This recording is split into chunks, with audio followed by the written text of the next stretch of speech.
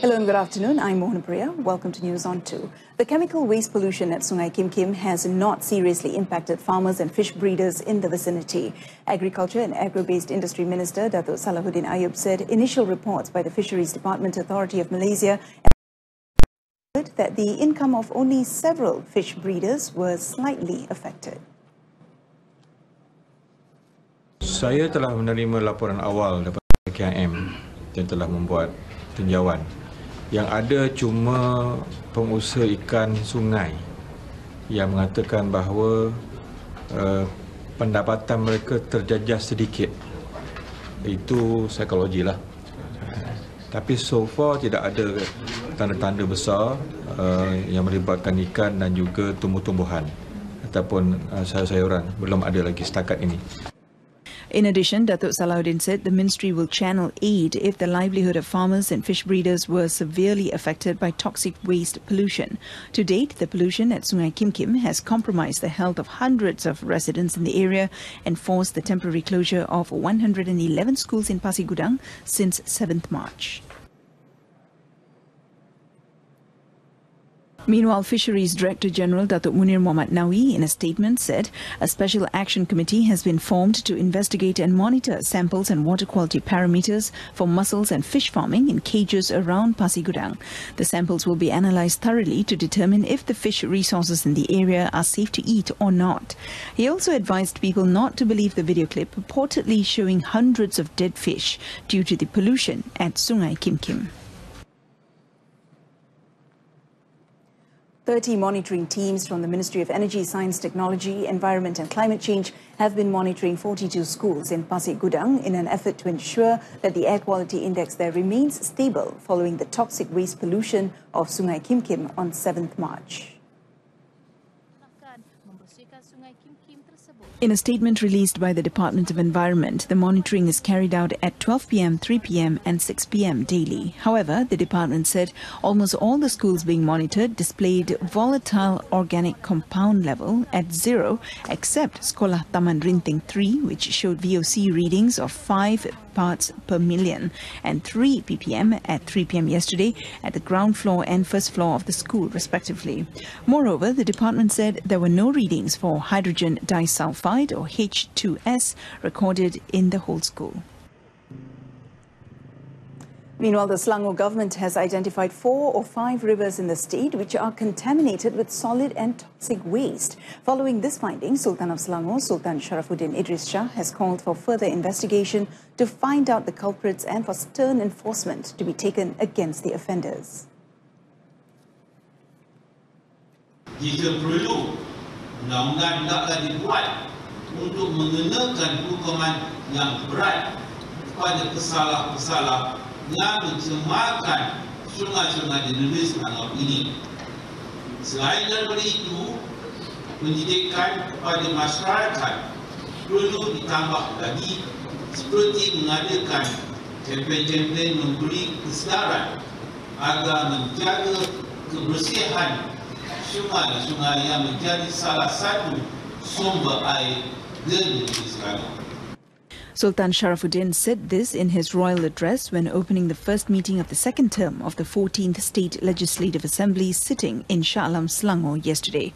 The opening was also attended by Tengku Permaisuri Selangor, Tengku Permaisuri Nur Ashikin and Raja Muda of Selangor, Tengku Amir Shah. Sultan Sharafuddin said water catchment areas and forest reserves in Selangor should be maintained and well preserved so that the water resources in the state are sufficient and unaffected. The remains of the 2 Malaysians who were killed in the landslide triggered by the 5.8 magnitude earthquake in Lombok on Sunday are scheduled to arrive back in Malaysia at 5:10 p.m. today. The 2 Malaysians include the Sinchu Daily Deputy Executive Director-in-Chief Datin Thai Siu Kim and another woman identified as Lim Sai Wah who will be brought back to Malaysia via GA3816 Garuda flight. According to Malaysian embassy officials in Lombok, 17 other Malaysian victims of the earthquake will also return today by Air Asia flight and are expected to arrive at KLIA 2 at 3:15 p.m. Meanwhile, 4 other Malaysians injured in the quake are still being treated at the Mataram Regional General Hospital.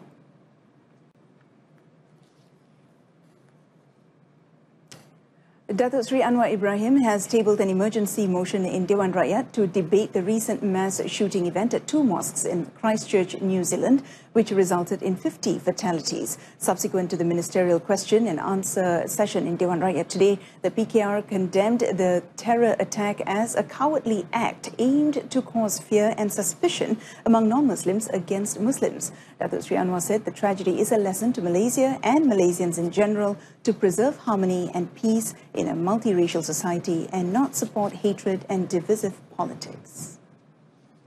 Motion, Datuk Sri Anwar said the trend in the recent attack was not the first time and is very worrying, as it is based on thinkings of former Western colonial masters. He quoted Rudyard Kipling's poem, The White Man's Burden, which exhorts colonial control and to justify imperial conquest as a mission of civilization that is ideologically related to the continental expansion philosophy and advocacy of the Eurocentric racism.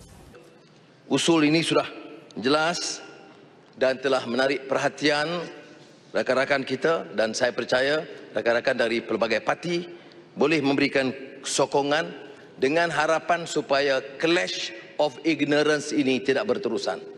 Kita dalam Islam itu menganjurkan li ta'arafu, iaitu bukan saja toleran.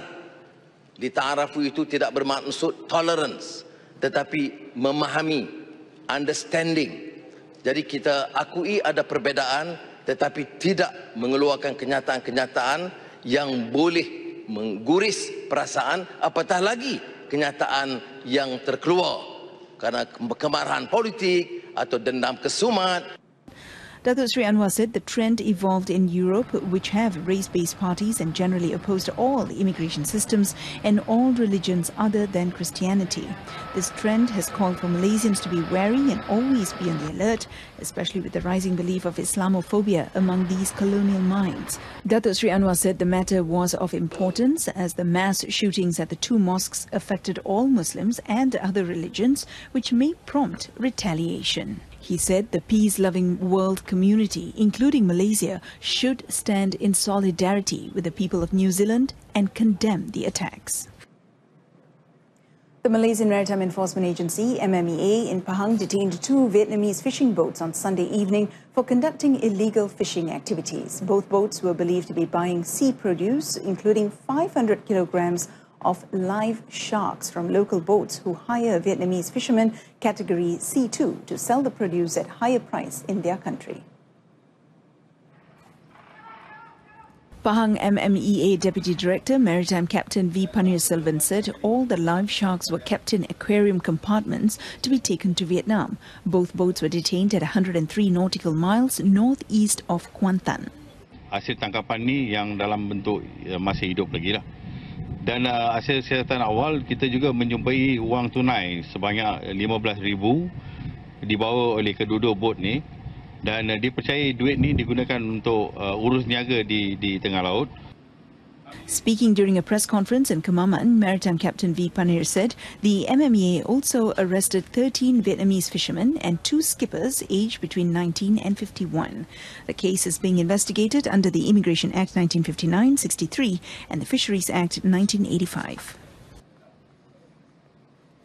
The Aikaro Magistrates Court yesterday charged an individual with injuring his wife using a laundry basket. The accused, Uzair Abdul Kadir, 42, however, pleaded not guilty to the charge and will face 10 years in prison if convicted.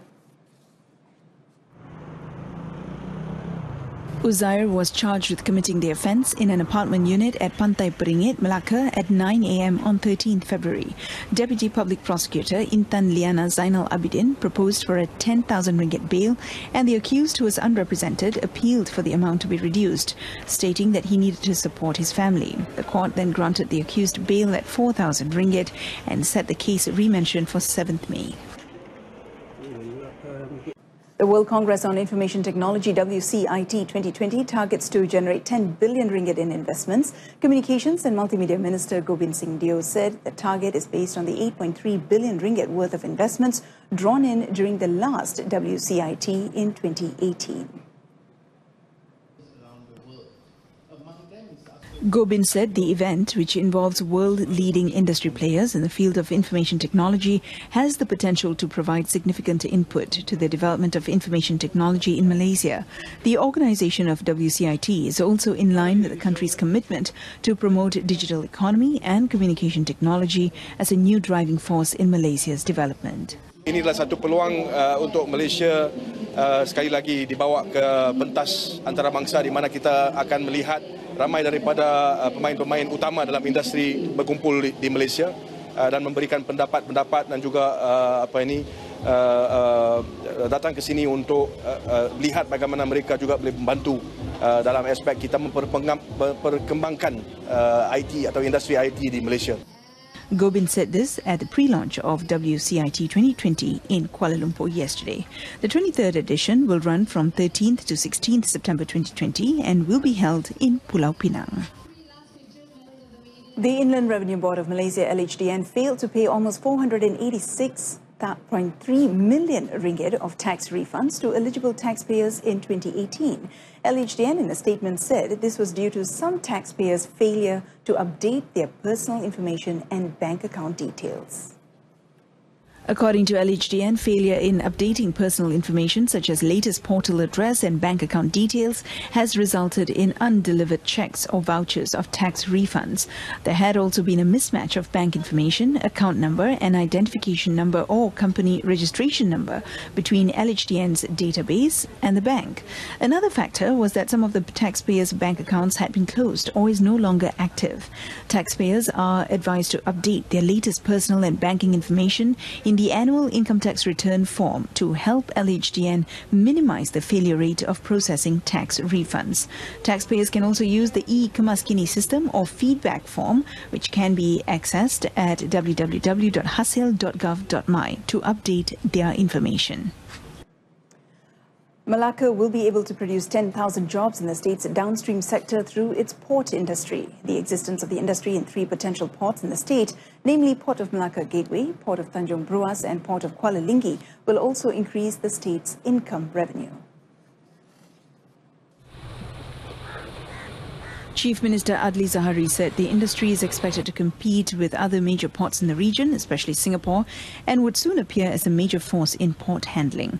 Speaking after the State Legislative Assembly in Seri Negeri, Aikro, yesterday, he added that the state's economy is expected to remain moderate this year and is estimated to grow between 4.5 and 5.5%. The latest report showed that the service sector will continue the state's main economic contributor by 44.8%, followed by the manufacturing and the downstream sector by 40.1%. The Malaysian Investment Development Authority, MIDA, recently ranked Malacca 7th with 3.25 billion ringgit in investment compared to other states. The Chemical Company of Malaysia Berhad CCMB Board of Directors have appointed Dato' Idris Kechot as the group's new non-independent, non-executive chairman, effective 18th March 2019. Dato' Idris replaces Datin Paduka Kartini binti Haji Abdul Manaf, who has been holding the position of acting chairman of CCMB before. 64-year-old Dato' Idris has over 30 years of experience in equity evaluation, equity trading and portfolio management of the propriety and unit trust portfolios. He was formerly Permodalan Nasional Berhad's deputy president and group COO prior to joining CCMB. Dato' Idris oversaw the asset management department in his role as deputy president and group COO until 31st December 2018. He holds a Master of Business Administration degree specializing in finance from the University of Stirling, United Kingdom, and a Bachelor of Science in Agricultural Business from University of Agriculture, Malaysia. Malaysia will collaborate with Turkey through an art and cultural exchange program in conjunction with the Visit Malaysia Year 2020. The collaboration between the two countries are expected to enhance and strengthen the two-way relationship between the two countries. Tourism, Arts and Culture Minister Datuk Mohammadin Ketapi said the program will also help in creating more programs in the future. He added that Malaysia has created a long-time relationship with Turkey since the Turkish Ottoman Empire and the Malay Sultanate Empire. Datuk Mohammadin said this in conjunction with the 55th anniversary of diplomatic relations between Malaysia and Turkey organised by the Turkish Embassy yesterday. The event was attended by Turkish Ambassador to Malaysia, Dr. Mirvi Safa Kavachi, Minister of Housing and Local Government Zuraida Kamaruddin, and Deputy Transport Minister Datuk Kamaruddin Jaafar. Guests were also entertained by 3 performances, namely the Turkish Sufi, marbling, and a dance called Whirling of Rumi. But first, former Malaysian rugby captain Badrul Hisham Basri, 43, passed away at the Tuanku Fauzia Hospital in Kangau, Perlis yesterday evening. Badrul Hisham was also a teacher at Sekolah Menengah Kebangsaan Syed Sirajuddin, was believed to have suffered from a heart attack at his house yesterday while preparing to head for rugby training at the school. Badrul Hisham had represented Malaysia from 2000 to 2006 in rugby 7s and 15s. Among the international championships he competed were the Hong Kong Sevens in 2001 and 2002, Division 2 Asia Rugby Association Championship 2002 to 2006, Asia Games 2002 and the Manchester Commonwealth Games in 2002. He had also represented Selangor and Perlis in the 1998 Malaysia Games, Sukma, and the Piala Agong from 1998 to 2018. Badrul Hisham was laid to rest at the Madi Burial Ground, Jejawi Arau, Perlis, last night. And that concludes this afternoon's edition of News on 2. In our top story, almost 500 million ringgit of tax refunds still unpaid. News on 2 will come on again at 7 p.m. today with more updates. Till then, I'm Mohana Priya. Thanks for watching.